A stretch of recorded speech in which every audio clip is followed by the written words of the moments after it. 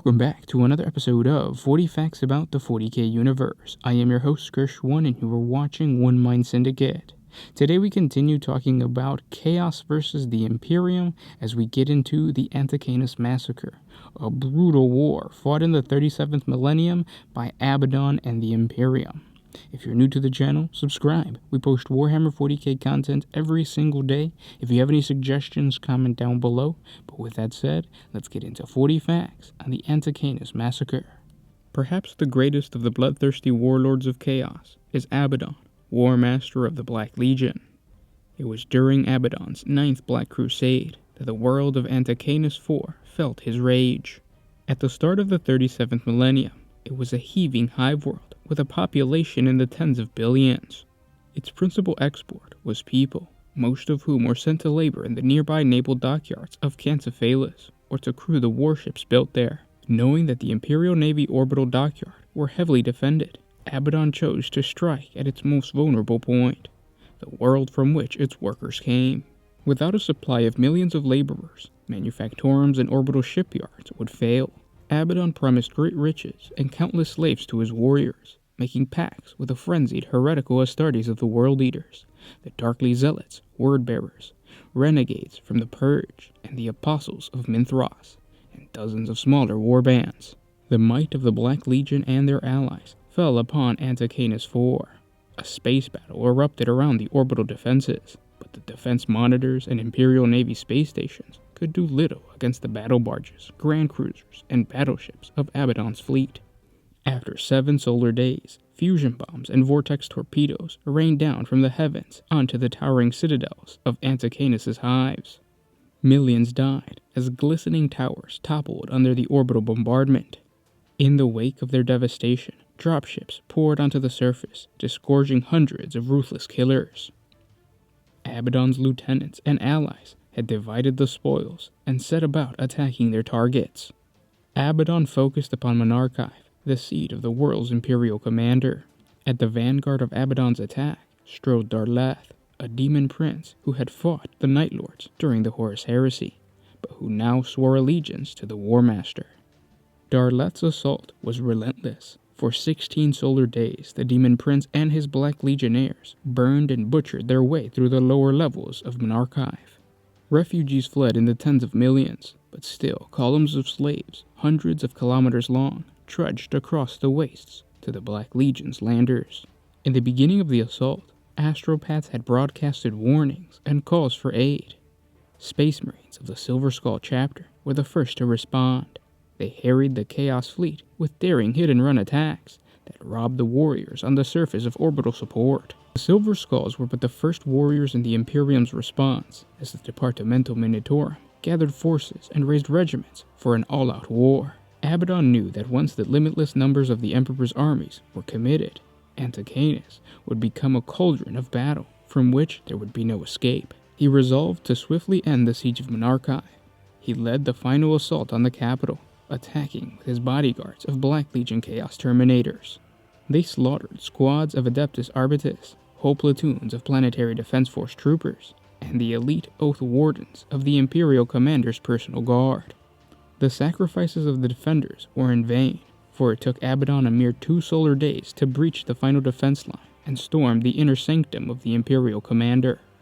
With Monarchive now under his control, Abaddon sent his forces to kill or capture as many of the Hive's populace as possible. Those too old or too sick were executed, while millions of others were transported to captured hulls and merchant ships awaiting in orbit. When Abaddon received word that the first Astra Militarum transports had broken from warp space, he ordered his lieutenants to cease their assault. To his other Chaos allies, he gave no warning, knowing that they would be forced to fight and would delay Imperial pursuit. With the holds of his ships crammed full of loot and slaves, Abaddon departed the planet, dropping a dozen cyclonic torpedoes onto the ruins of Monarchive as a last contemptuous gesture. Breaking through the cordon of Silver Skull warships, the Black Legion moved on to their next target. Imperial Guard regiments from Cadia, Lostak, and 2nd Hubris arrived on Antecanis in the following solar weeks and months, and the traitor Marines left behind fought grimly. Some escaped the tightening Imperial noose, Others fought to the last in battles marked by more bloody slaughter and defiance than tactical acumen.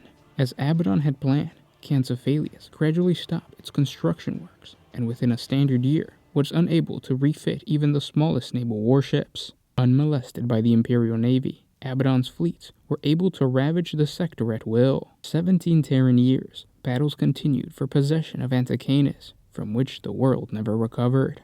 The ruins of this hive now loom darkly over the ash wastes like the skeletons of gargantuan beasts. And those were 40 facts on the Antecanis Massacre. I hope you guys enjoyed this video. The Ninth Black Crusade was a very tactical crusade. Well, in reality, if you take a look at all the Black Crusades that Abaddon executed, he does lose, but every single one was done for a purpose that would later on discover something else. So for instance, sometimes it was just to test out the Blackstone Fortress.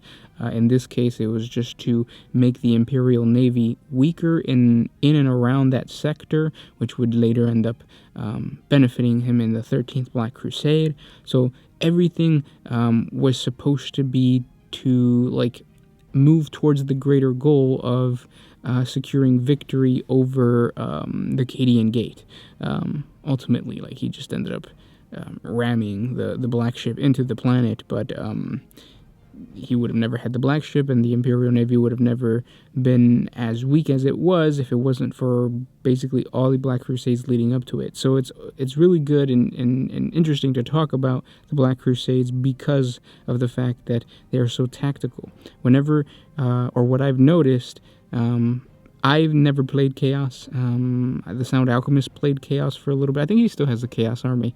But the point was that whenever we would read the lore on Chaos, it would always be that Chaos was brutal and savage, and they would just go out, and they were marauders, they were raiders, but they actually don't really illustrate how tactical a Chaos Space Marine is until you read actual lore from the Chaos Codex, or in this situation from Abaddon's Black Crusades.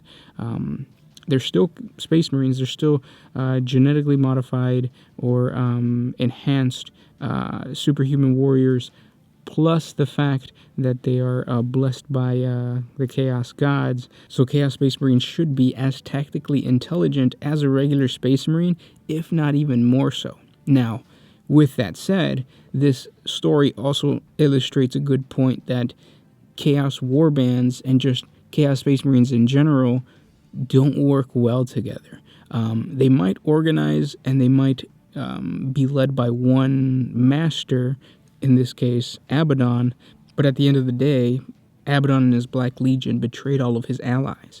Now, this is the Ninth Black Crusade. Moving forward, you can see why other warbands would be kind of cautious to actually fight for Abaddon, which is something that you have to keep in mind when you're creating your own lore for your Chaos Warband. Other Chaos Warbands will dislike your warband. It's just the nature of Chaos. So, yeah, keep that in mind. Again, I hope you guys enjoyed this video. If you did, share it with your friends. It really helps out the channel when you share on Reddit, Facebook, whatever cool forum you find. It helps out the channel when you do so. If you want to support us a little bit more, jump on over to Patreon. A simple $1 a month helps us create more videos for you guys. And don't forget, you can still participate in the 2 giveaways that we have going on right now. If you check out our Horrible Realities of a Tzeentch Sorcerer, and if you check out our Daily Life on Cadia, we have 2 giveaways on there. So if you want to jump on over there and comment, I would really recommend you do, because it just increases your chances of winning. You could win some awesome Terminators, or the Tempestus Scions box, I believe it was. But yeah, participate over there, because the winners will be announced tomorrow, which tomorrow should be Friday. But anyways, thanks for listening, and I'll talk to you tomorrow. This was Gersh1 with One Mind Syndicate, signing out. Always